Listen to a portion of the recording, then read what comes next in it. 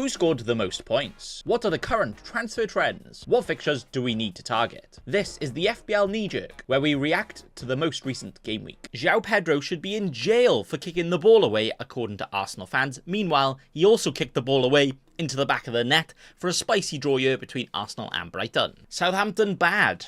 Mbeumo good. Get me on Sky Sports right now. Top analysis over here. Everton somehow out-Evertoned themselves, winning 2-0 in 86 minutes, and somehow still end up losing the game 3-2 against Bournemouth. What? Ipswich got their first point of the season, but conceded a goal to Adama Traore, so if you ask me, that deserves a point deduction. Just relegate them now. It was just an ordinary world for Villa after Duran scored from the bench again, helping Villa beat Leicester. Chris almost gave Forest fans wood after he thought he scored the winner, but VAR said unlucky, making it finish 1-1 against the Wolves. Haaland is, Haaland and scored another hat-trick for another 17 FPL points, slapping non-owners much like Man City did to West Ham here. It's easy for Eze owners to be smug here after his goal and 10-pointer helped Palace rescue a draw against Chelsea after Cole couldn't palmer them off and Madueke not scoring a hat-trick every week. Who would have thunk that? Oh, Harvey Barnes! And Isak finally scored to help Newcastle win 2-1 against the Spursy. Dan burning his own owners, scoring an own goal here. And Liverpool with the Red Devils for Man United absolutely twisting their nipples, spanking their booties, smashing them 3-0. The team of the week scored 125 points, with Haaland and Salah both scoring 17 points. Damn, son. We also had big boy double-digit hauls from the likes of Mbeumo and Diaz, but also from Sinistera and Dominic Calvert-Lewin. What on earth is FPL cooking? Liverpool were also the only team to keep a clean sheet this week, making the best defence here look weaker than my backline after Vindaloo. Sorry, not sorry for that image. João Pedro is currently the most transferred player in, with him scoring 2 goals in 2 now, also playing Ipswich next, so he could actually be a very good buy. Hang on, these knee-jerk transfers aren't allowed to be good. What are they doing? Haaland is also up here, but if you're transferring him in now, then I think it's a bit too late, lads. Just delete FPL instead.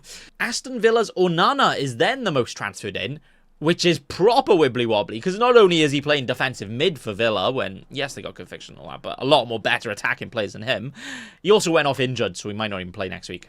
I like it. So the transfers in can be summed up by saying sometimes maybe good, sometimes maybe shit. The top transferred out actually includes Isak and Watkins, who both actually returned this game week, but I think most are just scrambling to any way they're possible to get that to a Haaland and that. So I guess it's okay selling the likes of Isak and Watkins. People are also going cold on Vardiol with back-to-back blanks for him though, making him an absolute blanker. With the likes of Rico Lewis from Man City also outscoring him and the Liverpool defenders keeping all the clean sheets. So maybe it's even time for a clean new defence with Vardiol out. Ooh. Overall, not actually too knee-jerky here, where the fixtures were a little bit tougher, the only players that ended up scoring most of the big boy points were players that we kind of knew anyway, and players also have good fixtures next as well, so all of these transfers here are quite expected. Apart from Onana, what the flecking is that about? And I think the transfer tables here also shows us the casuals are probably already given up because most of these are actually good.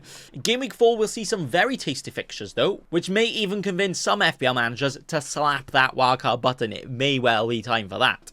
Where we do have Brighton vs Ipswich, Crystal Palace vs Leicester, Liverpool vs Nottingham Forest, Man City vs Brentford, and Villa vs Everton. Damn son, there's a lot of tasty fixtures. But we've also got the likes of Man United vs Southampton, Wolves vs Newcastle, and the North London derby. So we could actually see all of the goals next week.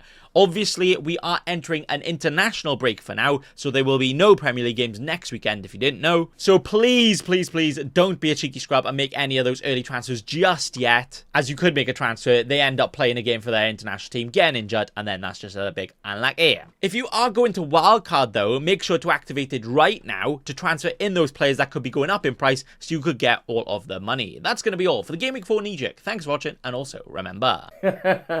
Don't be a cheeky scrub. Subscribe to Nathan Bacon right now.